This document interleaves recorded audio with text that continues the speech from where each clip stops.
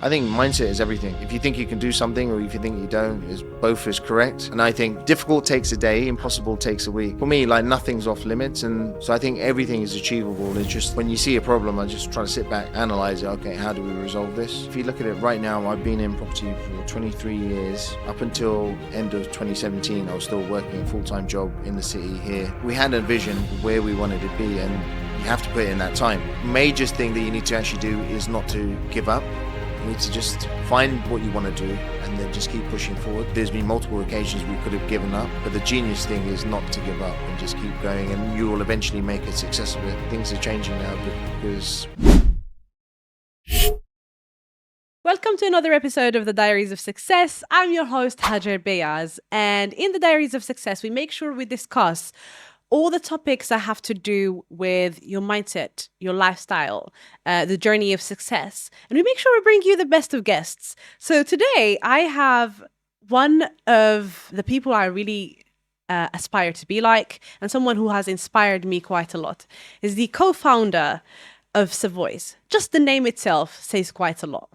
So I don't want to, tell a lot about what he does. I really want you guys to know it all from him and to learn it all from him. So I am having with me Mr. Malkit from Savoy. Hi. Hey, thanks for having me. How are you doing? Very well, thank you. So you're a very, very humble guy. You're not all about, look at me, I'm doing this and I'm doing that. Thank you for coming to the podcast, first of all. Let me know, or let our audience know how you started, what you do. Who is Malkit? Well, I started basically in a normal sort of 9 to 5. So I finished university. I finished university and I did a master's in computer science.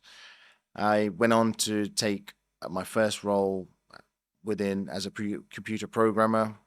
What happened was during that period, 9/11 happened, lastminute.com floated, and which ended up crashing the stock market. Wow. The country went into recession, and I saw during that time at that company, the company went from 350 employees to 150. I saw grown men in their 40s losing their jobs. Wow. And I just thought, okay, I don't want to be in that position. So what do I need to do to ensure I don't end up like this? Yeah. So that particular year, we went out and purchased a property in auction. And then within 12 months, we purchased 3. And then literally, it was just a cycle for us where we were saving up money or refinancing and then putting that deposit towards another buy-to-let. You started in the business during a recession. Yeah, so Savoy itself we were always meant to go live with this company called Savoy. So it was basically 2013. It was myself and Sanjay, and we had 2 other partners. But then what we found was as soon as we got together, formed the company, we wanted to discuss how we were going to go live with it. We had a disagreement with one of the partners where he said, well, I'll go full time, but you guys need to pay me a wage, where we all said we were going to basically just work part time to make this work. So he left the business. Then we had someone else that we couldn't really then see on the same wavelength who then left. Then it got to sort of 2019, and myself and Sanjay said, okay, we rebranded the company to Savoy's Properties. We said, okay, we'll go live 1st of April, 2020. But we didn't know at that point, we were going to be in the middle of a lockdown and a pandemic. But the benefit to us was all our distractions got cancelled. We had nothing but time. So then we started using social media. Wow. We started writing for some magazines. We focused more on the projects that we had. That particular year, we did our biggest project, which was an office to 10 flat conversion. We put that into the Property Investor Awards, which ended up winning Commercial Development of the Year, and then were led to what's happened over the past few years. You're saying it in a way that is very, very subtle. It looks like it's a very simple... Is it simple to be in property? I don't think it's simple. It just requires hard work. You need a plan, strategy on how you're going to do it. And then the longer you're in it, the easier it becomes. Let's address the elephant in the room. Obviously, it needs money to be able to do this. Did you have money in the bank? Did you end up borrowing money from investors or getting loans, or how was it? Okay, so we've never borrowed money from investors. I don't really like doing rent to rent or anything like that. Mm. What we did was when we started, you only needed, say, 10% Yeah. to actually purchase a property, and the property price was a lot cheaper back then. I think the first property that we purchased was, say, 120,000.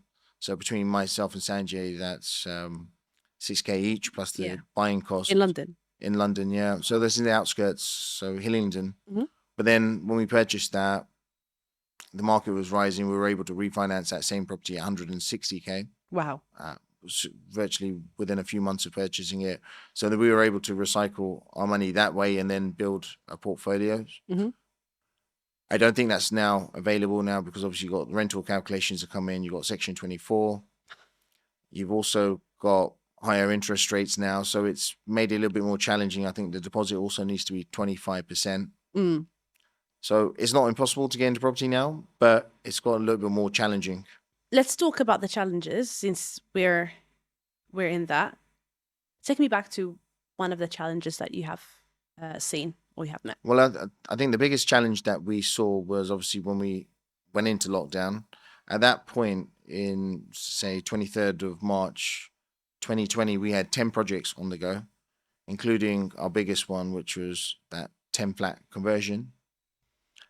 We ended up with all those development and bridging loans Yep. that we had out. We were unable to get surveyors come in as we completed works where they come sign off. Okay, that's done. Okay. They'll release some capital. That wouldn't happen because the banks didn't know whether it was safe for surveyors to visit sites. So it was quite a difficult time. Somehow we juggled our way through it. We finished, I think, over 6 projects during lockdown 1 that we couldn't refinance at that point. We were unable to access, normal tile depots and so on. Yeah. I was buying material online and trying to get it delivered to get this Wow. site done. So we did this project in lockdown 1. We finished it in lockdown 3. We actually made a 7-figure profit on this site as well. Wow. So we had within 12 months, and that was our best site. But then the challenges that came with it were immense as well. But the genius thing that we did, we didn't give up. We're like, okay, what do we need to do to make it work? So every day we're contributing towards keeping that success. Learning curve. Yes. How about your personal life? Has that affected your personal life? Yes and no. So when we started off, we were putting in more hours and so on. But what we have to remember is when you start something, you're like, why am I starting it? You say, well, I'm going to start this because I can spend more time with the family. I can go on holidays. I can spend time with my friends. I can go for these dinners and so on. If you're then putting in, I don't know, 12, 13, 15 hours a day, and you don't have that time to spend with your family, then you need to sit back and reflect. One thing that myself and Sanjay do quite well is we always sit back and say, okay, look, that's not going quite well. We need to have something here. So where we're able to now free up our time for that is by empowering other people that are around us. So you probably met Hardeep before. So he helps us, heads up our development side of things. I think you met Lauren, who then heads up the management side of things and also helping on the project management stuff as well. So we're slowly building a team and then giving them responsibility and then also making them feel part of the team. So when you feel it's yours, you want to put in, you don't mind putting in their extra time because you don't feel it's work. Yeah. Interesting. But then, especially when you first started, would you think that at any point, your loved ones were like, oh, you know what, you're spending quite a lot of time outside of... If you look at it right now, I've been in property for 23 years. Only the last 6 years, I haven't had a full-time job. Up until end of 2017, I was still working a full-time job in the city here. What you used to do? Basically a gas trading analyst. So I used to work on the commodity trading desk for gas traders. So I used to look after their P&Ls and their applications that they had that would help them basically just run day to day. Okay. So I was doing that, and I got to that point in 2017. I thought just something had to give.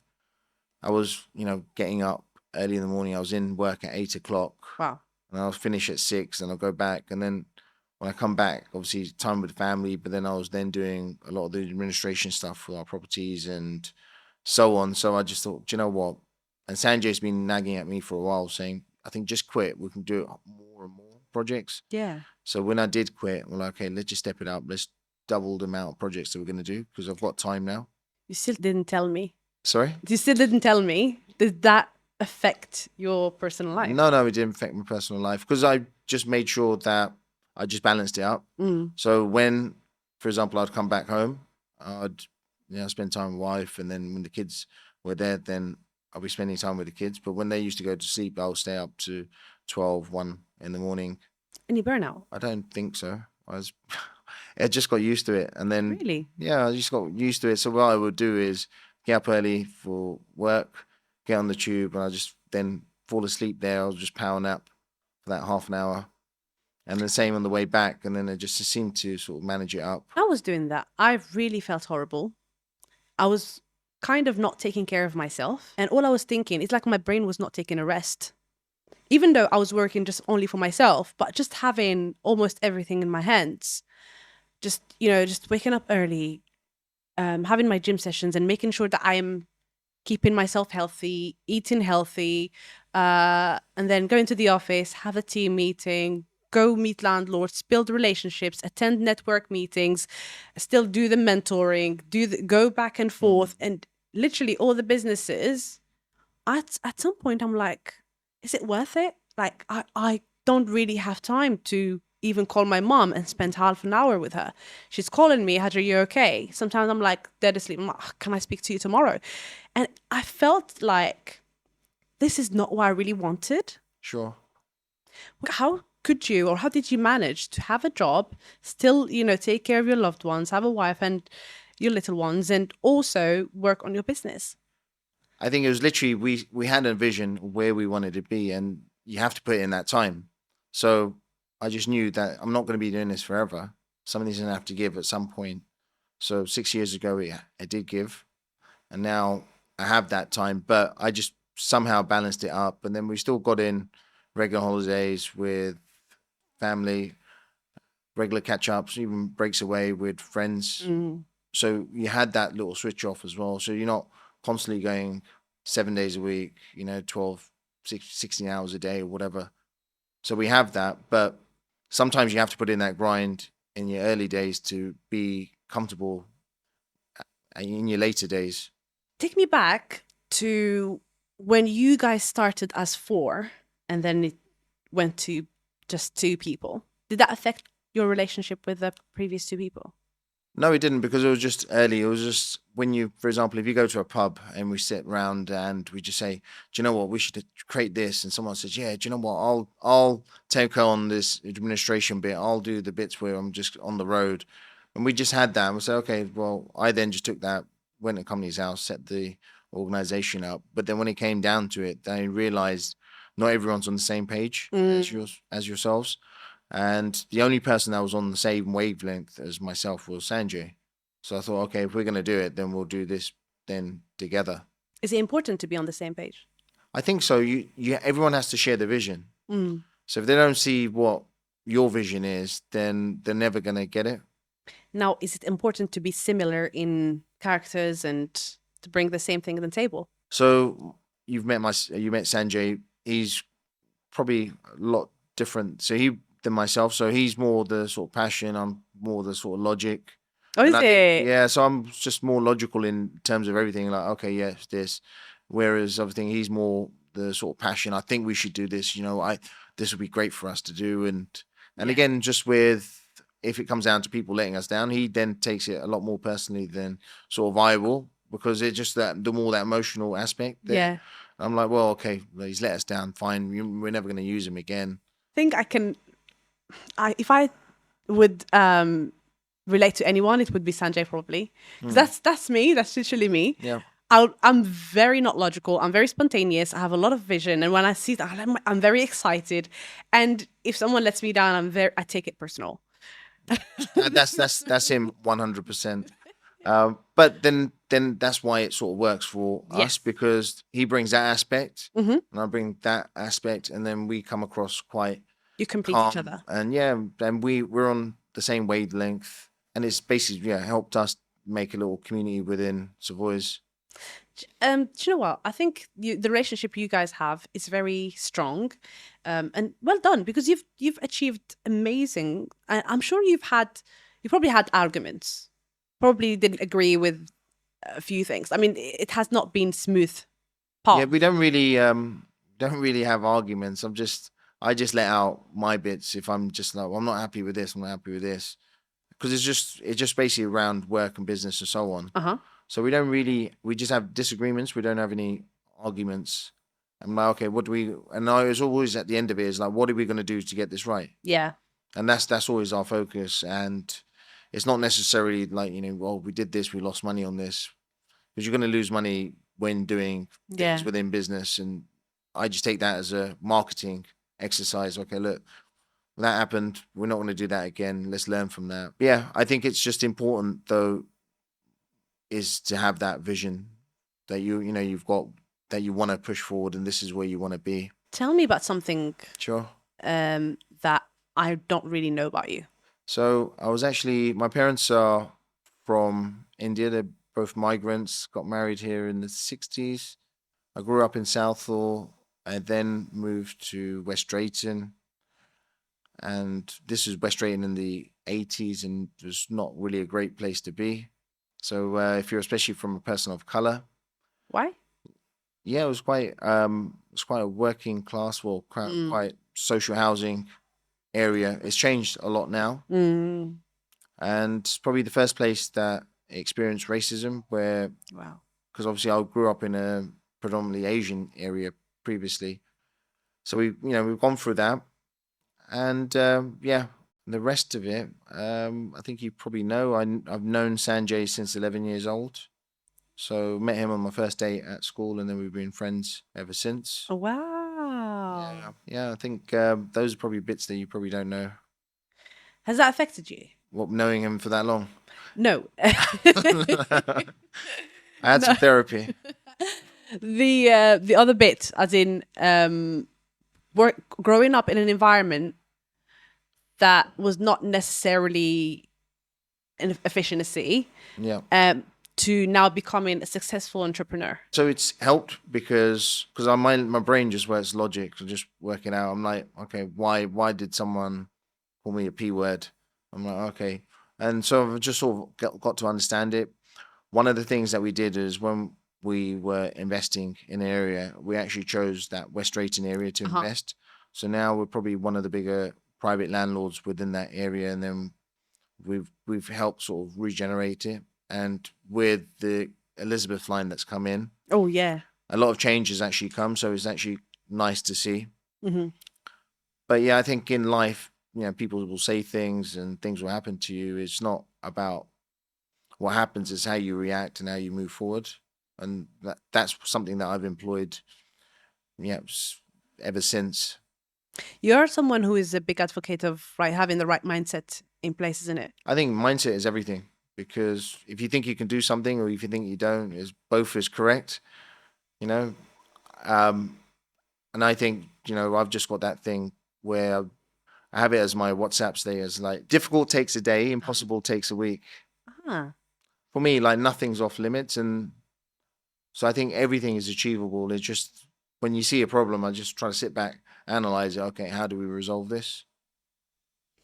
You're very analytics. Like, I wish I was like you. That's the bit I'm missing. But I think, I am having a team behind me who's also like almost the opposite the way that I am. So they do all the numbers, the logical stuff, and I'm the person who has the vision, the craziness, all this. So I like how you are. Except I would never be able to be like you. But then you'd probably need someone, as you said, like that around you. So you can't really, if you had basically your team was exactly like you, then it probably wouldn't work. Yeah. And I think from speaking to other people that know me and Sanj, said that's why you guys work really well. Obviously, he's got the passion. I've got the calmness and the logic, the charm. Yeah. Oh, I hope he's not watching this. Hopefully not. Well, look, tell me about what Savoy has achieved so far, because wherever we look now, Savoy is everywhere. We've well, we've only been going just over 36 months now. So 1st of April, and obviously we're in May 23. So 37 months. Within those 37 months, we made finalists 18 times at the Property Investor Awards. So these are Wow. awards that are judged individually. We've won it 3 times in 3 years. We've now been invited back as judges. Oh, wow. So, which is good. So this year will be myself and Sanjay will be judges, not applicants, for a change, which would be nice. We've become official writers for Blue Bricks magazine, HMO magazine. We've featured in several magazines such as Your Property Network, Property Investor News, NRLA. We were also in the Times and been on BBC Radio for. We're then also now been in a situation where we can actually start giving back. So in terms of sponsorship, so obviously we do the corporate stuff with Watford Football Club, but then we've been able to work with grassroots football as well. So we sponsored Rainers Lane Football Club, Denham under-19s ladies, and then we also backed someone from our community, which is Dillian Chima. So he's a boxer, I think welterweight. He won the boxer series on Sky, and we're now part of his journey there. And I'm guessing we've probably missed a few things, but we've also obviously we've set up our own networking event, which made quite a big impact, and we only really set that up to be a sort of a one-off, and now it's become a regular thing, which is good. And then we're just trying to help people along the way, so just trying to be kind, helping wherever we can. You know what? I've attended your events and I absolutely love them. I love the fact that, first of all, it's RSVP only. So it's not like anyone who can attend. It's like you buy a ticket and then, you know what I loved about your events is that the fact it being exclusively to people in property who really are doing something in property. And you can see everyone in there, everyone is having fun, everyone is enjoying themselves and really networking. Sometimes you end up going to an event, and if you know people like Property by Kazi or let's say Alfred Jade, let's say people who are well known in the industry, people like yourselves, and you meet someone who's literally just starting their journey, you find yourself mentoring in a networking event rather than just networking with everyone else. I'm not saying it's bad. Of course, I still go to a lot of networking events and I'm still just building relationships. But it's just kind of tiring sometimes where you just want to connect with everyone else that's on the same level, on the same page. And that's what I love about Savoy's events. So, yeah, well done for putting that. Thank you.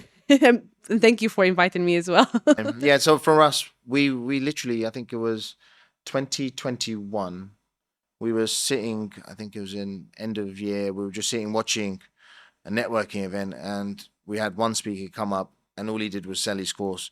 Then we had another come up and all he did was sell his course. I'm like, why? I'm like, why have we paid to actually come to see someone to just sell their courses? And there was no value in it.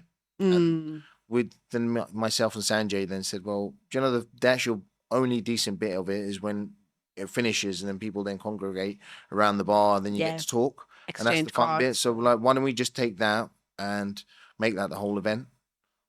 And so, which is what we've done. As the event's gone on, obviously it's become a little bit of a party towards the end as well. So it's just a nice feel-good factor to it. It's successful and definitely to many more years of successes. Now let's go back to the mindset, because I think that's a very huge topic. Yes, as cliche as it sounds, a lot of people are talking about the mindset. Oh yeah, you need to have a right mindset. But what do people really need in order to be having a successful business along the way with having a successful, like the right mindset in place? I tell you where my mindset sort of changed was I actually listened to a Tupac song probably back in the late 90s. And it was called Staring at My Rear View. And literally at the end of the song, he said, life's a game. You understand the rules of the game is yours to be played. Yeah. And then with me, then it just lingers in my head and I just think about it. I'm like, actually, do you know what? It is very true. So if you think about SA or you think about we're doing the commercial to resident, it's all a game. If I know I can do if I know I have this, I know that this is going to be a success. So that is sort of part of the mindset that we have. So just making sure you know the rules before you go into anything. Because what I notice with a lot of property people, they just do things half-hearted. Someone in the pub told me do this, and yeah, I've just gone out and purchased a property in Middlesbrough, for example, because they said the Northeast is up and coming, but they've done none of their own research. They just relied on someone. Interesting. Do you think they are lacking the reason why they're doing something, or it was just maybe fear of missing out? So I think most people look to others. You need someone that's going to hold your hand through a journey. A property is a journey, and we had someone right at the start that we looked to and they said, no, yeah, go through this. This is worth you doing, and so on. So everyone needs that person, whether it's a mentor, educator, or so on, or a friend, just someone that's just with a little bit more experience to hold your hand through it.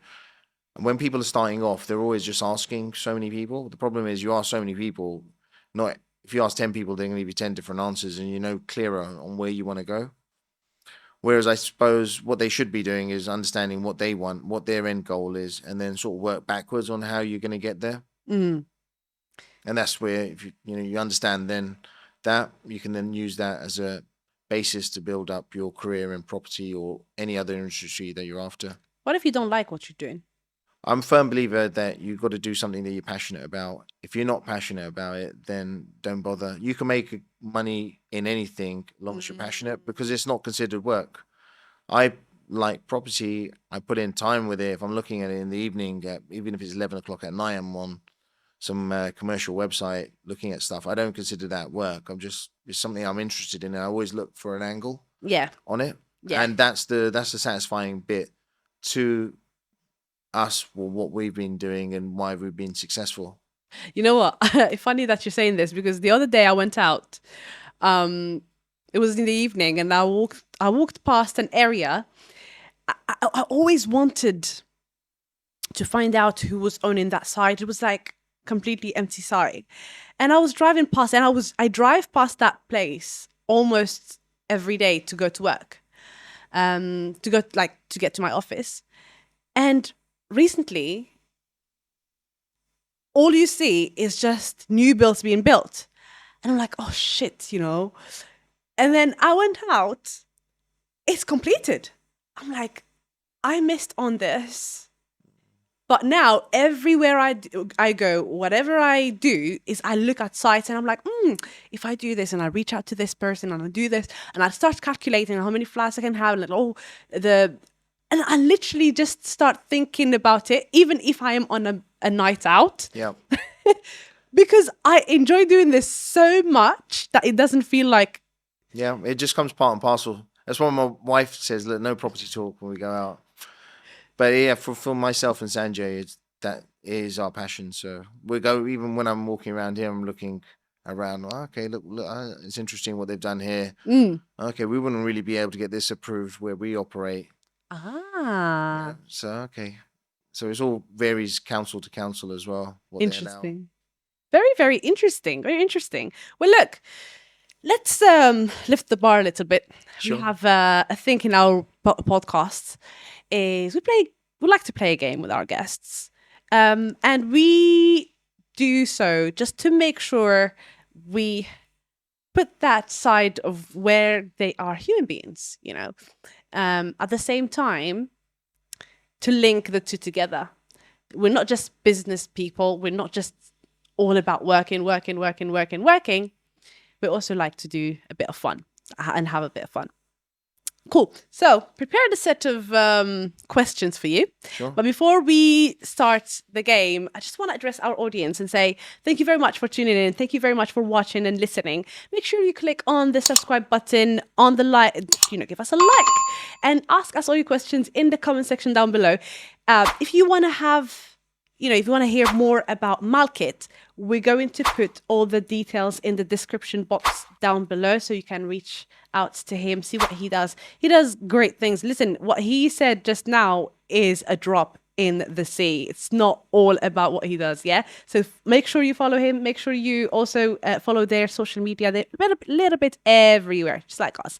Without any further ado, let's get into the would you rather. So, rap or pop? Pop. Property development or commercial conversion? Commercial conversion. YouTube or maybe content creation or property? Property. £1 million in deals or 1 million followers? That's an actually clever one but I'll go with 1 million in deals. Okay. Love or money? Love. Money or family? Family. £10 million or going back to your 18 years old knowing everything you know right now? 10 million pounds. India or the UK? UK. UK. Okay. Doing it all yourself or having a partner? Having a partner. DIY, DFY. Done for you, do it yourself. Done for you. Done for you. You're lazy. I used to do DIY all the time, but it's all changed now. I don't have time. Sponsoring or getting sponsored? Sponsoring. Let's add another one. Paying taxes or not paying taxes? Not paying taxes. Not paying taxes. Well, do you know what? Let's talk about a few of those answers. Yeah? Yeah, sure. You said pop over rapping, and you just been talking about Tupac. I was hoping you could be raving about. I didn't. I thought you mean like rapping something or a pop. That's where I got confused. No. Rap songs. Or pop rap songs. Yeah, no, it was rap songs all the way. Oh, okay. Now. So I thought you meant like popping a balloon or like rapping something. No. You said the UK over India? Yeah, because I've only been to India probably like 4 times in my life. So yeah, so this is effectively to me because I was born here. This is like home. So I don't know anything better. We'll let you get away with that. It's okay. You said done for you. Yeah. I used to be a DIY enthusiast. So from first house or stuff at home when I was living with my parents, even working on my cars, I used to do everything. But then as you start losing time, then something needs to give. So now I'll just get someone to do that because my time's used Valuable. better elsewhere. What would you say to someone who's actually still thinking, they want to do everything themselves? Well, don't get me wrong. I was guilty of being someone who was doing everything myself. I was kind of married to my business, and I barely was seeing any benefits to my health, to my mental health as well. The money was still the same. I was not like scaling. At the same time, I kind of fell out of love with what I was doing. If there is any delivery, I will just get it. If there is any viewings, I would just do them. If there is any refurbishment, I'll make sure I am there. The admin, literally, it was just a horrible place to be at. I've done that for a long time to understand, well, you know what? I actually need to outsource the tasks. What would you say to someone who is maybe finding themselves in the same situation that I was finding myself But in? I think you probably actually do need to do a lot of the stuff yourself to begin with. Because if you're then going to outsource it, you don't know how to outsource something if you haven't done it yourself. So that bit is probably important. But you want to do it to a certain degree and then you know when to outsource it. Because you want to free up that time. If it's consuming everything, you can't enjoy the successes of your business, which is important to do. Can you still not do anything? I can do a lot.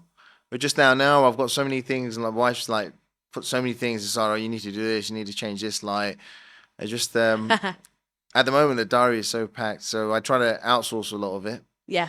But yeah, no, I can do it. So I've still got all the tools and everything. It's just finding the time.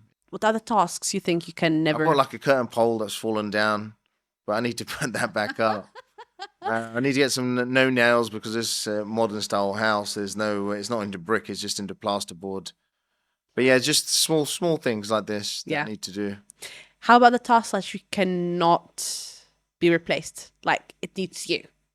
So the stuff that's not being replaced is being there to pick our kids up from school and nursery. So then we make sure it's either one of us that's doing it. Unless we have something on, then maybe a grandparents will help. But yeah, I think stuff around family is probably the most important thing, because if you, with hindsight, if you look back and you say, well, this is the whole reason you said you were going to do it, was because to spend time with family. So Yeah. that's the aspect that we ensure, doesn't get overlooked. And even from now, when we opened our office, it's quite close to where both myself and Sanjay live, and then close for school pickups and drops. So we're sort of basing our business now around family life. Beautiful, beautiful, beautiful. You said 1 million followers, isn't it? I said, 1 million pounds. did you say 10 million? Was it £1 million in deals, or? Yes. 1 million pounds in deals or 1 million followers? It's a difficult one, because if you've got, for example, if you've got 1 million followers and they're engaging with you, you could probably raise capital and so on. But we've never raised any money from investors. Yeah. Not yet, probably won't ever do it. Reason being, the people that end up failing, I always look at like who's been successful and who's not. And the ones that failed in the property industry, they do certain things, which is raising loads of capital and stuff. And sometimes they're raising it. When I look at, they're paying 12%, whereas you could probably just raise that from the bank or on refinancing your own property at maybe 4 or 5%, or even on a bridging loan, it'll be, I don't know, 8%. So you're overpaying there, which is then going to eat into your margins.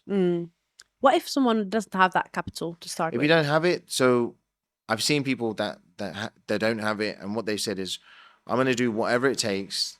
I'm borrowing this money now to do this deal, but I'm going to do whatever it takes in maybe a year or two that I don't need to borrow any money again.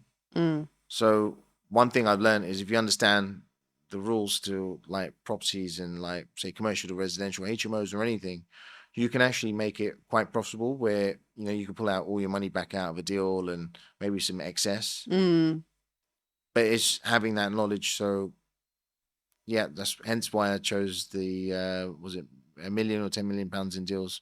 Where do you think the line is drawn? With, Raising finance. again, I don't trust all these people on social media saying I raised this much in this many minutes and so on, because when you then meet some of them, they just say, "Oh yeah, ask my mom and dad."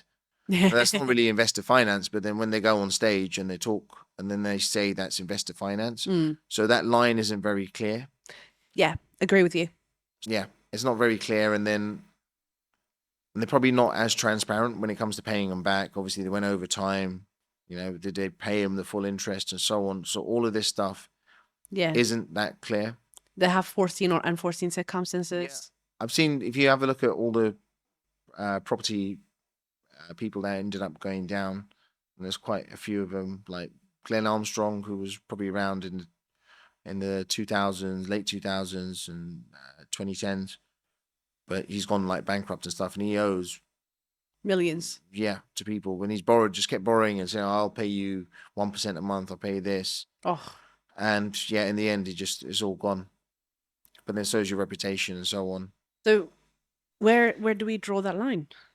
That, I suppose that line is there for the individual.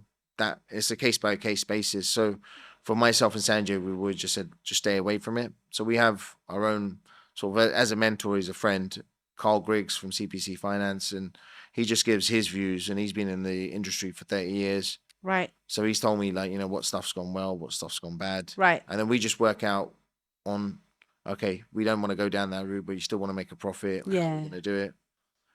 So if you understand the stuff with property, you can do financially really well from it. I think if you're starting off and you need to raise capital, ensure that you have multiple exit strategies. Because some people say, I'm only going to sell this property. But if you, for example, at the moment, if you have a flat, flats aren't really selling at the moment. That's probably one of the things that just stick on the market. Even if you price drop it. But why aren't they selling? So what you tend to find is with the property market, it runs in sort of a 10-year cycle. 70 of those years are relatively flat. You may have 2-3 years of those where the market, is not really, there's no real demand, and flats are then fall right to the bottom of that. So it's because one, they're leasehold. Even if we walk around here, one thing you see is there's just loads of flats. So the stuff that is a lot more desirable of sort of family homes, and we're not making any new family homes, or not many family homes.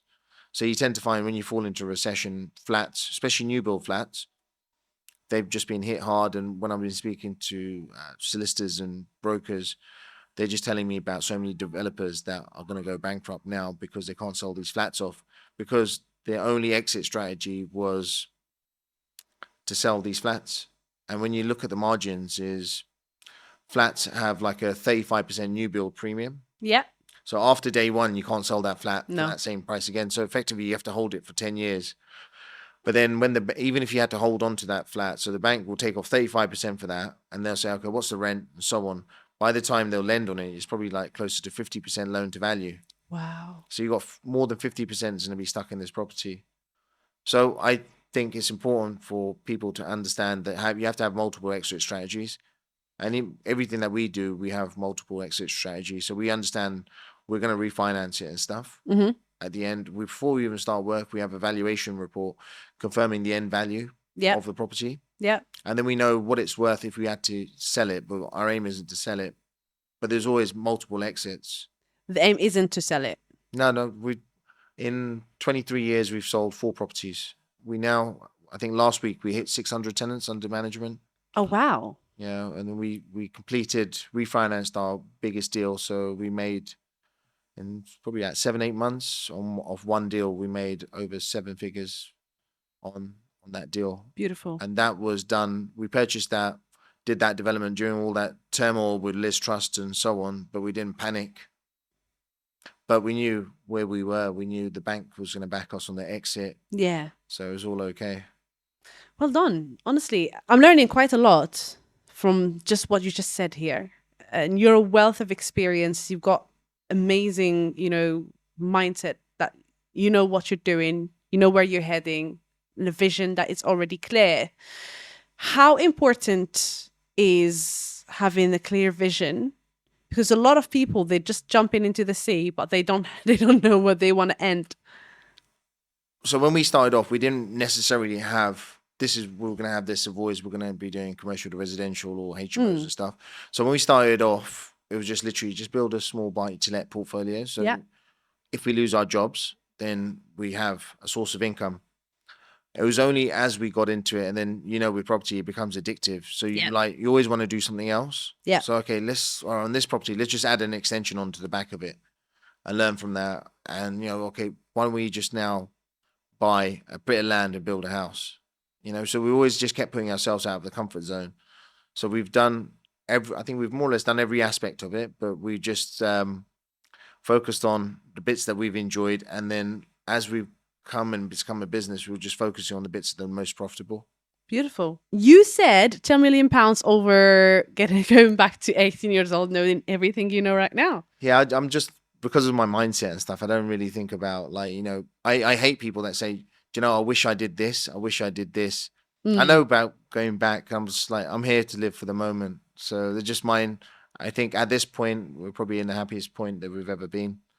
Things are good. Life is good. And so I'd rather just embrace this time that we have here. Do you know what? I want to ask Sanjay the same question. Let's see what he says. Probably go back to 18. But you promised me you're not going to tell him. I won't tell him. Okay. He wants to go back to 18 when he had hair. That's what I'm saying. I will try to ask him the exact same questions and let's see what he says. Okay. You chose family and love over money. I would have probably chose money over love, but not money over family. For me, because I'm married, I'm actually hitting 20 years in September this year that I'll be married. I've obviously got 2 lovely kids. So for me, life is good. So I actually enjoy that aspect. I enjoy spending time and going away on holiday and stuff. So, but if I wasn't in a relationship, then maybe that response would be different. What do you think the key to having a successful marriage is?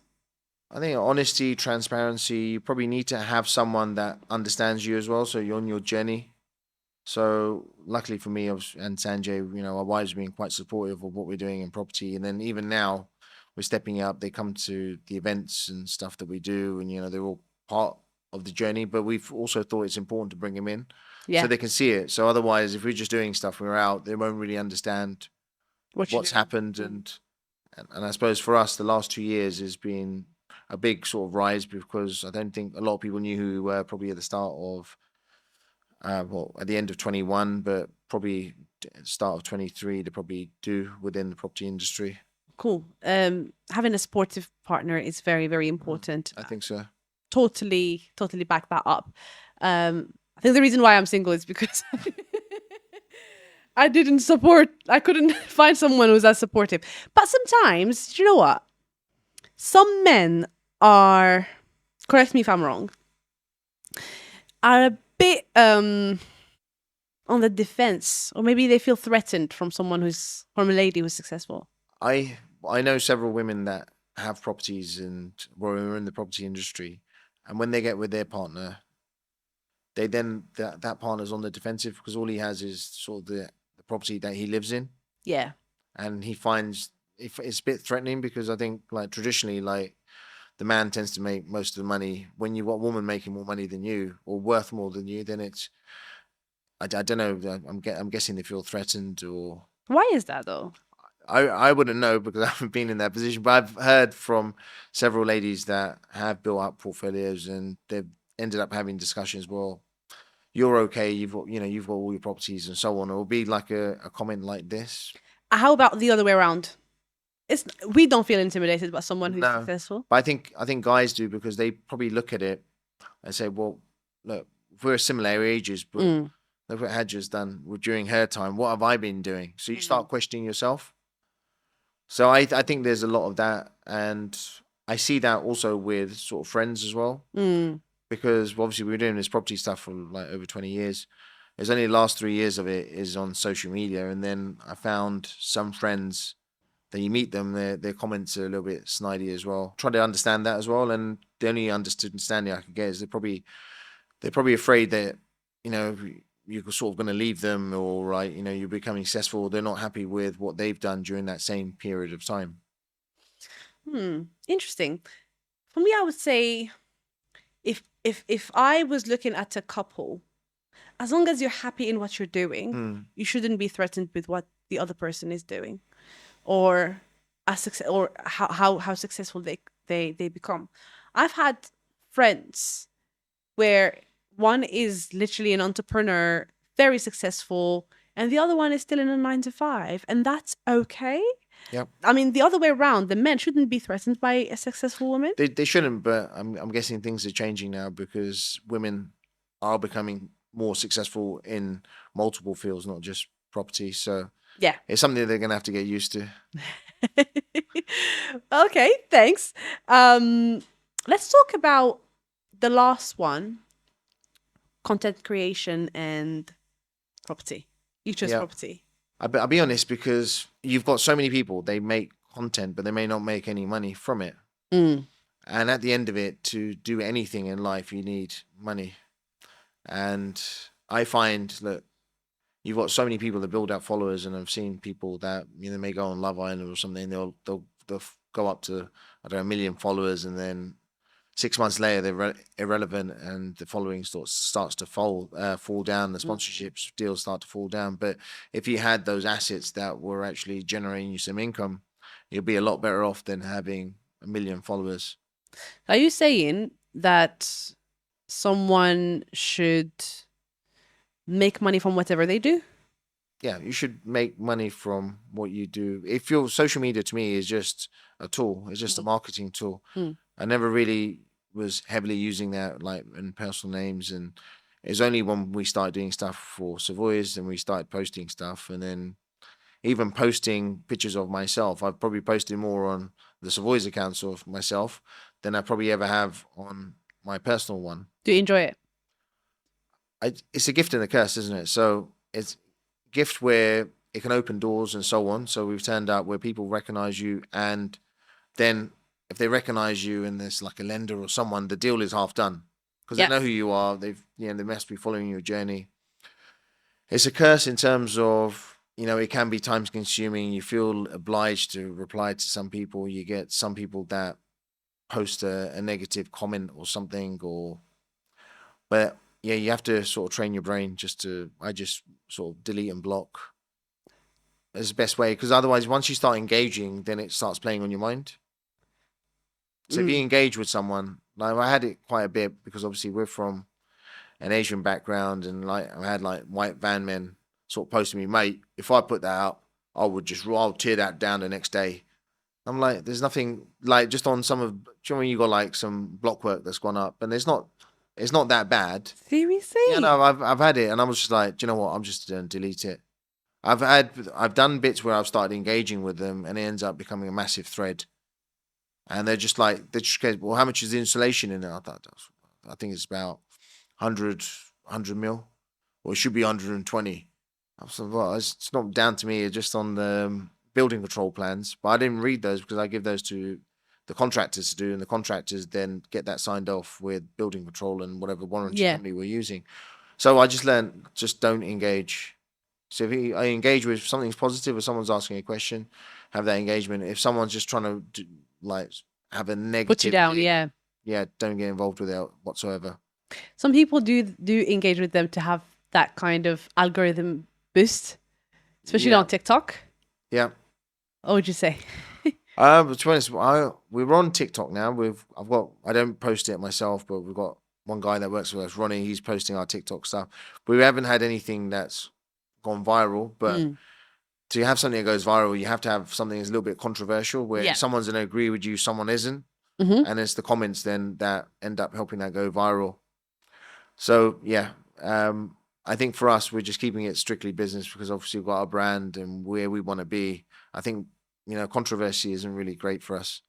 I'm thinking about starting doing that, because it's kind of, well, it drives traffic to to whatever you're doing. And by driving traffic, and who gives a shit? Like, Yeah. But you're right. You're right. You have a brand that you want to protect and make sure that it actually goes by the. Yeah, so we've got to be careful, because if you've been to our events, so we've got the likes of Shawbrook Bank, Octane Capital, Ronald Fletcher Baker. They're all reputable firms that are all sort of backing us, and we've got others that are coming in. So we have to work out, do you really want more sort of controversy, or do you want to just keep it consistency? And I think for us, consistency is key. What do you say about the people who have a lot of disruptive stuff?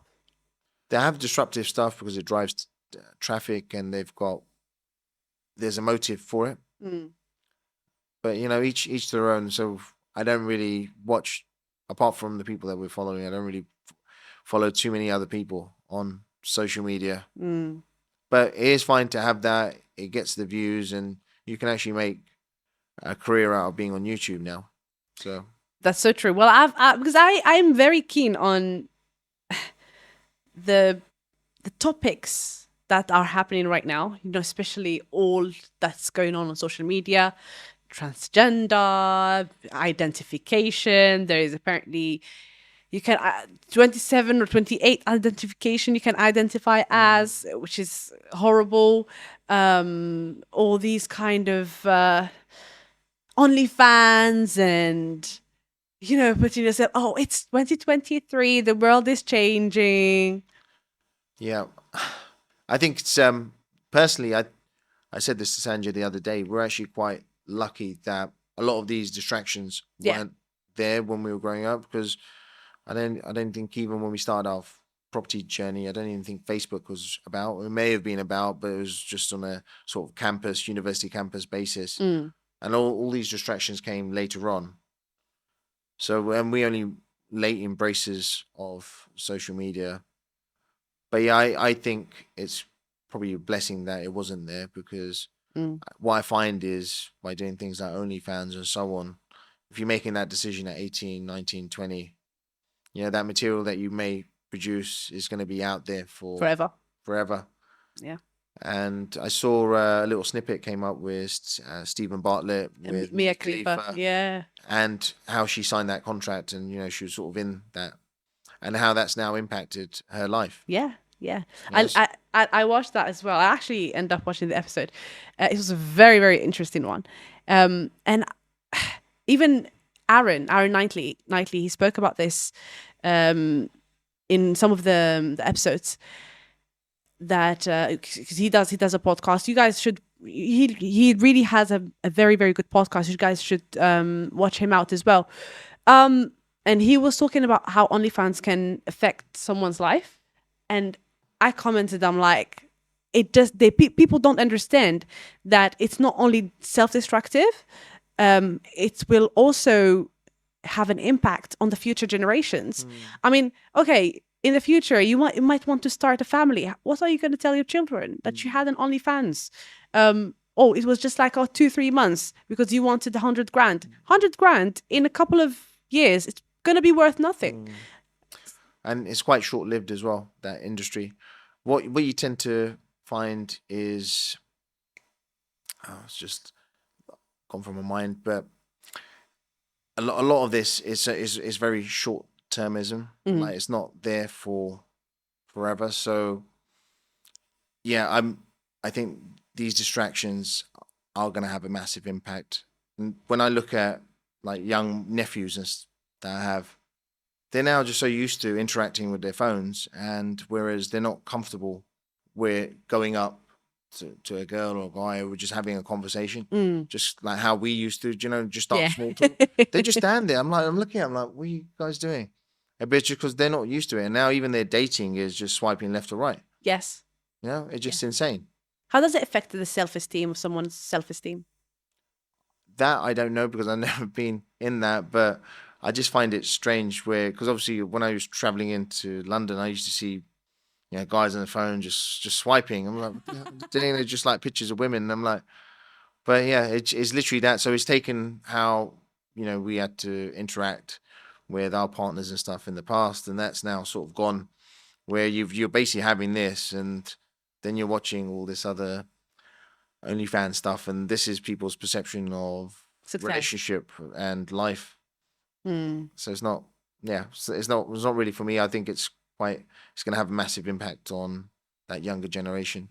Well, what's your definition about success? For me, success is being happy and content, because I've been in a situation where I had a legal battle with someone early on during our property journey. We ended up going to court, and I didn't recognize the guy that I was in legal battle with over 2 years over this property dispute that we had. And before, we had this really long beard. When I got to court, I didn't know it was him, and we won our case. And afterwards, he came over to me, Malkit, look, you did nothing wrong. I'm like, oh, it's you. What's happened to you? Because I've got stage 4 cancer. Ooh. And then he died shortly after that, after I met him. But one thing he said to me that stuck in my head was, look, you come with nothing, you leave with nothing.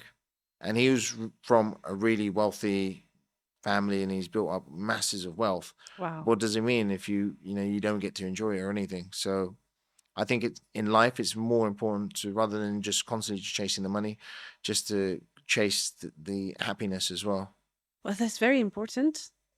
And that's quite an emotional share as well. I think people should actually focus more on being content and being happy. Whatever you're doing, whether you're an entrepreneur, or even if you want to stay in your 9-to-5 job, still make sure that you are enjoying doing that. What would you say to our audience who's listening to you, who aspire to become like you? Someone who's probably just starting, or someone who's in mid their journeys, or someone who they're feeling stuck, having challenges. What would you say to them? I would say, look, major thing that you need to actually do is not to give up. You need to just find what you want to do and then just keep pushing forward. Obviously, myself and Sanjay have been in this industry now for over 20 years. And there's been multiple occasions we could have given up. But the genius thing is not to give up and just keep going, and you will eventually make a success of it. Beautiful. How do we get in touch with Savoy's? Yeah, so with Savoy's, we're the most active on Instagram.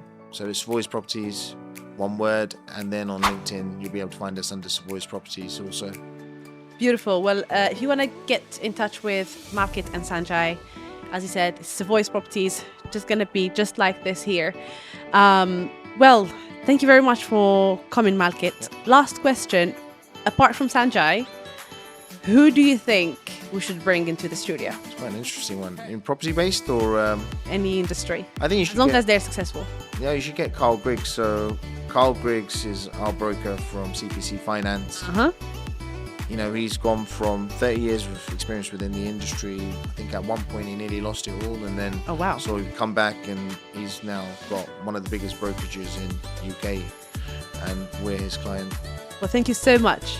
Thanks And for having me. I will definitely have you back in season 2. Okay, great. Thank you, everybody, for watching this episode. Again, if you have any questions, reach out to Malkit and Sanjay from Savoy's Properties. You know what? They are amazing at what they do. They are developers, and not just that, they also mentor people on how to start in property.